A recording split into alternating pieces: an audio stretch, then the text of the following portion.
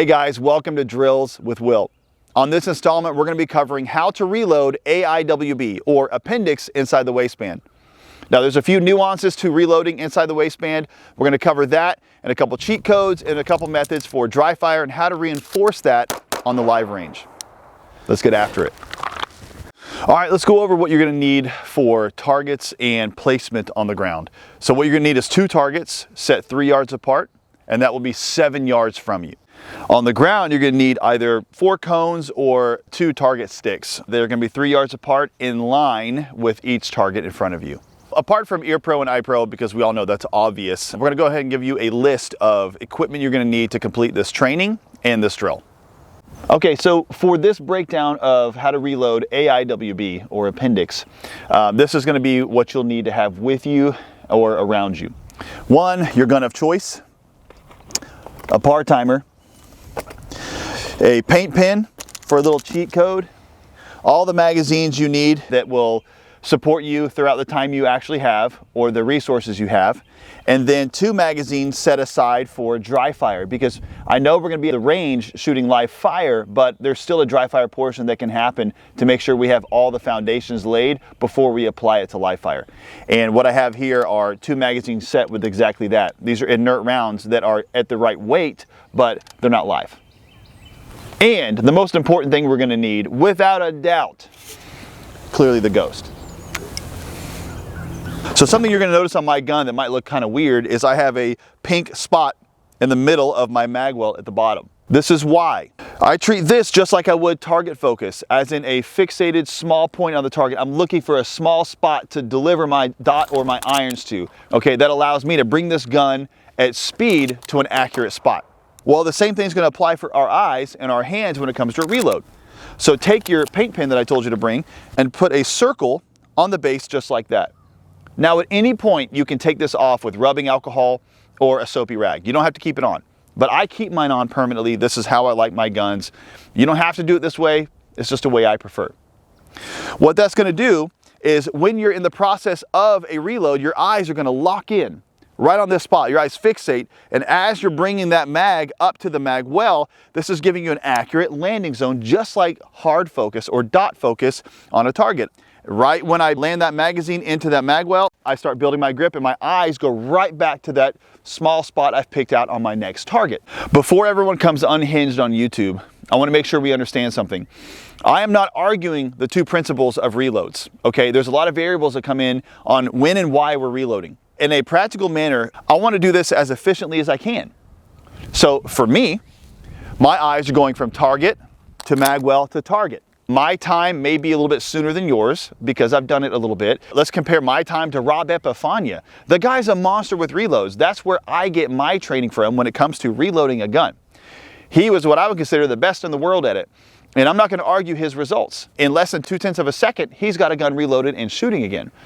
I'm not trying to separate tactics from practical application, but if I can have this gun reloaded sooner and more accurately back on target, if my eyes land here and then land back on my target, that's great.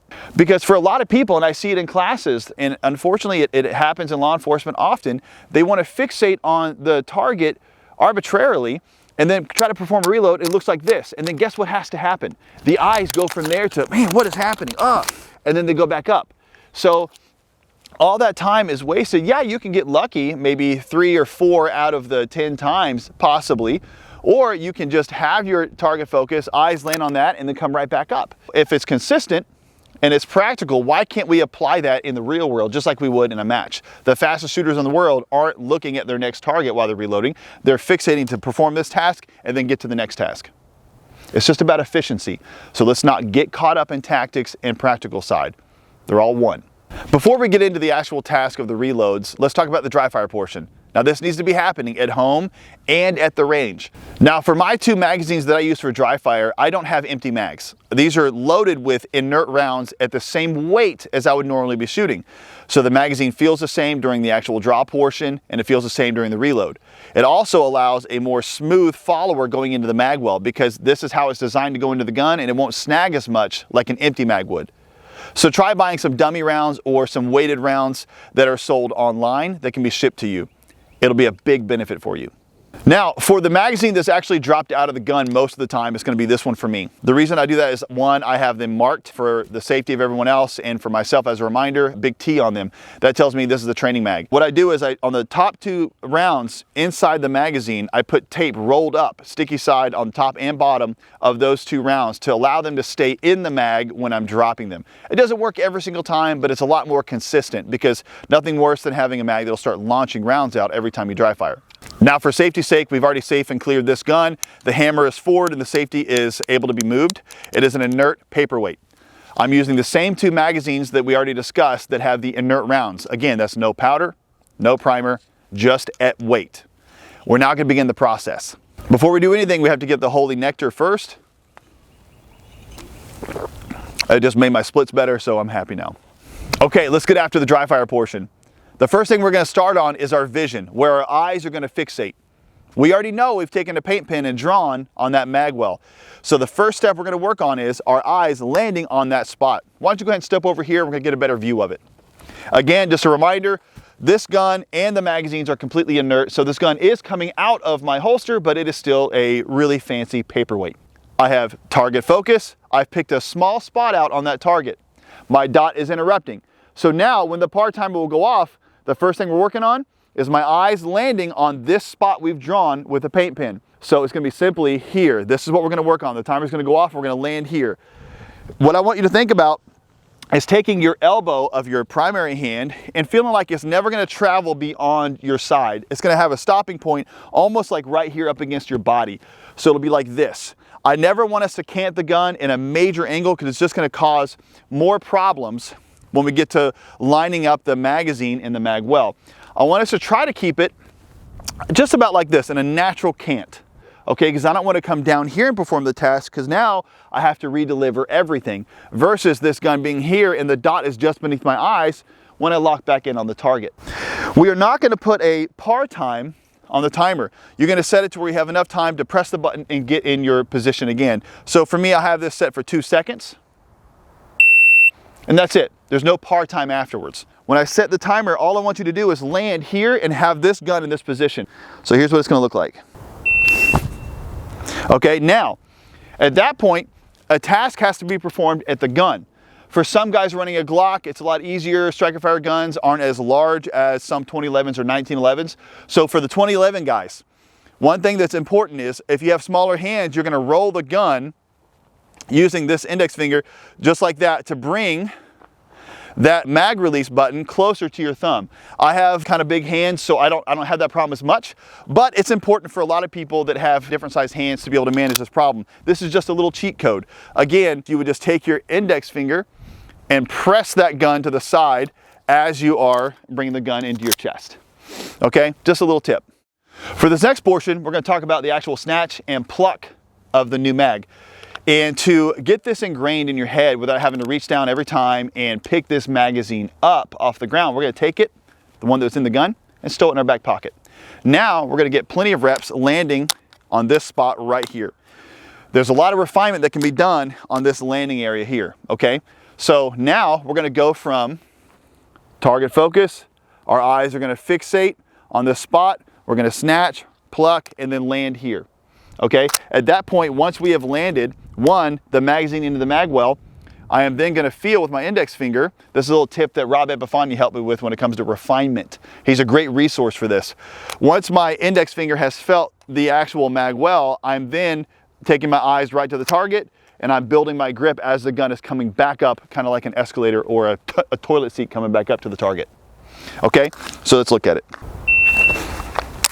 Just like that. I have landed on this spot and I'm stopping. I don't need to continue the rep. I want to rep landing in an accurate manner into that Magwell. We're going to do that a couple times and then move to the next spot. Okay, one more time. Okay, now something that's important here, with your support hand that's snatching the garment, one thing that will help you is when you grab the garment, you're not holding it and then sliding down underneath it. You are snatching it above your hand and your thumb is going to run against your body. Now it's stopping that shirt from coming back down and getting in the way of your hand and that magazine. So it's not some crazy long draw. It's just my hand is going here, and now my thumb is immediately against my body. My thumb is the only barrier between my hand and that actual magazine. Now I can grab that without that shirt ever getting in the way. All right, now we're gonna actually go from landing in the magwell to building our grip. The moment this magazine lands in the magwell, I am then gonna start taking my vision back to my next target or objective and build my grip straight up to it. That way my eyes have already landed and it's an easier landing spot. Again, target focus, back to target focus. Same principles across the board. Okay, let's see that progression all together.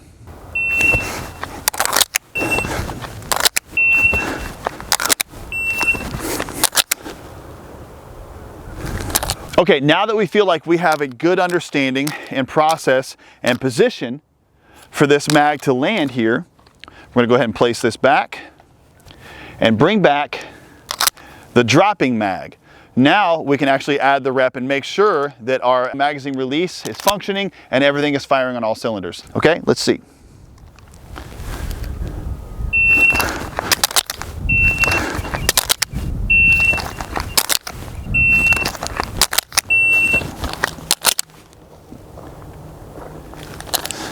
Now, let's add this movement to it. Again, we're still 100% dry, but now we're gonna add a reload in movement. So we're gonna be exiting and then entering a new spot. We're gonna try to perform this task.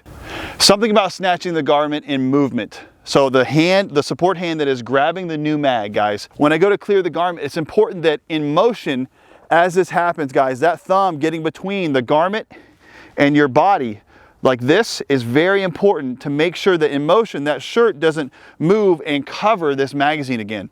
Something that'll happen if you get kind of lackadaisical on that spot, when you go to snatch in motion, the garment's moving, your body's moving.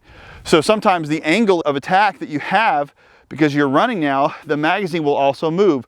So you want to make sure this thumb is acting as like a guide as well towards that magazine, because your body's in motion. You want to make sure you have at least some contact to stop this from having to chase. So it's really fixate on the snatch, the guide with the thumb to get us to the pluck. So for this portion, obviously my goal is to have the reload accomplished and my vision going back up to my new target as I'm entering this new spot. So to set this up, I picked a small spot out on the target, my dots delivered just like we were static. Now, with the par timer, all I'm gonna do is start it, and when it begins, I'm then gonna conduct my reload and run to the next side and then bring my dot and my vision locked in on that next target. Let's see what it looks like.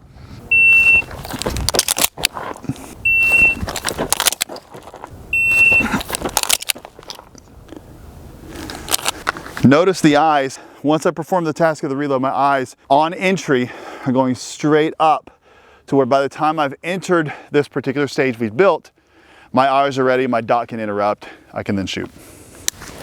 So now we have dry fired the whole process.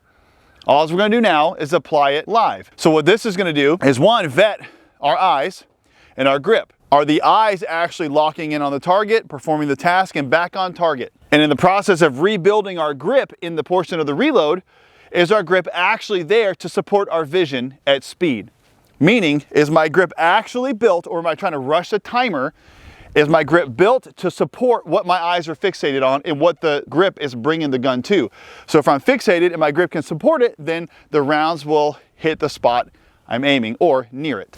Gun's hot, and as a reminder, we are not shooting from the holster. We're gonna be built just like we would, perform the task static, come back up and fire 2 rounds.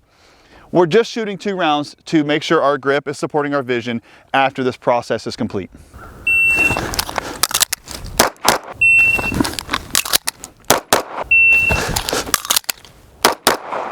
Fumble the grip a little bit on the build portion. Again, like I said, my eyes, when I'm pushing a little bit faster, my eyes want to rush to the next objective and give up the task I'm doing, which causes fumbling, which is a perfect example. If you get to watch that last run I did, you'll notice my eyes were here, and then all of a sudden I just kind of redirected too soon and I fumbled a little bit, and it caused me to want to press those rounds a little bit sooner. Now, they're still alphas, but we can tell, especially by the execution, that my eyes got off the objective I was on and I jumped the gun a little bit, pun intended.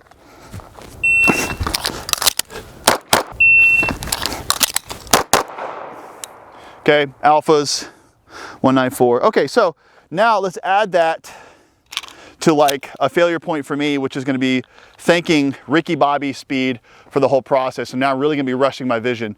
And let's see what we get.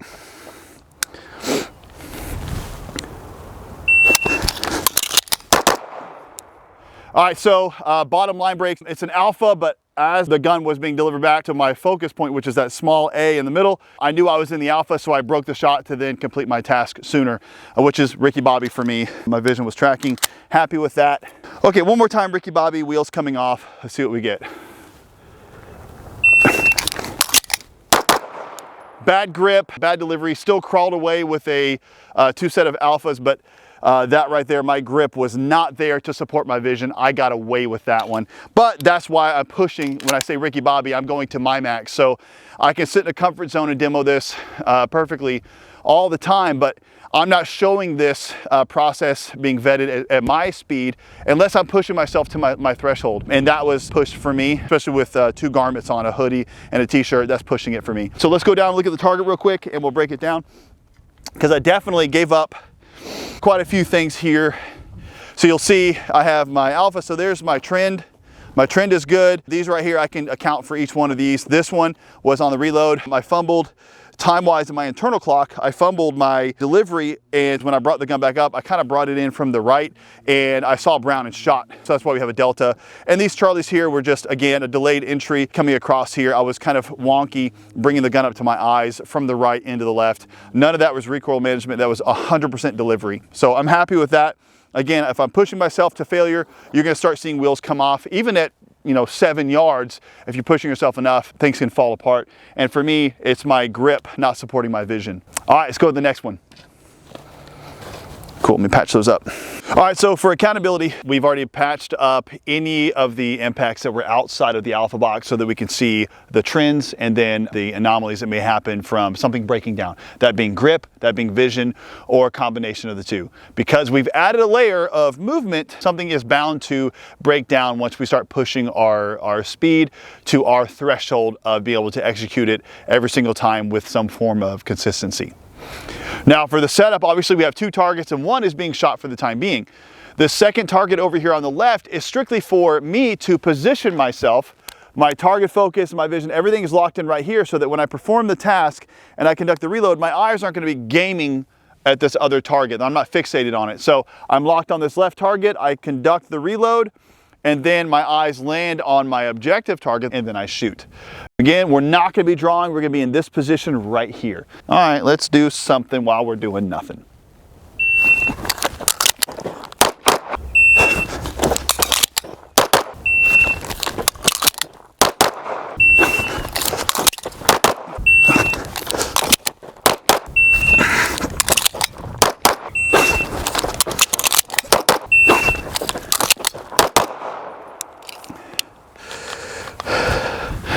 That's close. Okay, 185. So for 2 rounds, movement and a reload, 185, that's it for me. So let's go see what we got now. Okay, so if I'm assessing myself again, the process of this is for the reload. The reason the live fire is now applicable is we want to make sure after we perform the task that our grip is able to support our vision at speed, and making sure that our vision is actually engaged from target focus to the dot on the Magwell back to the target. So for me, sometimes I get a little rushed and I pick out a random spot on the target that isn't as accurate as I want it to be. So I have my trend and then I have my issues at speed. When I'm going Ricky Bobby and failing, sometimes my vision travels with me in my motion. So there's my errors. Everything else I'm happy with. Again, I just want to make sure my grip is able to support my vision at speed.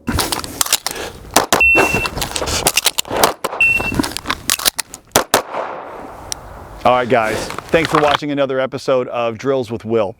I hope this helps you, and remember, everything dry fire is there to support live fire.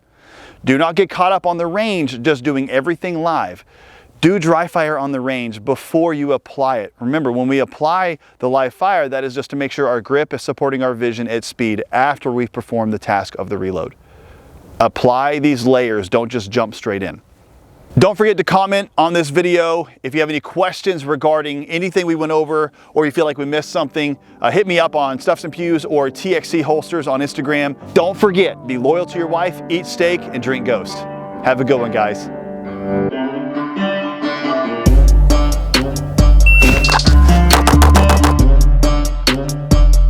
Clean 178.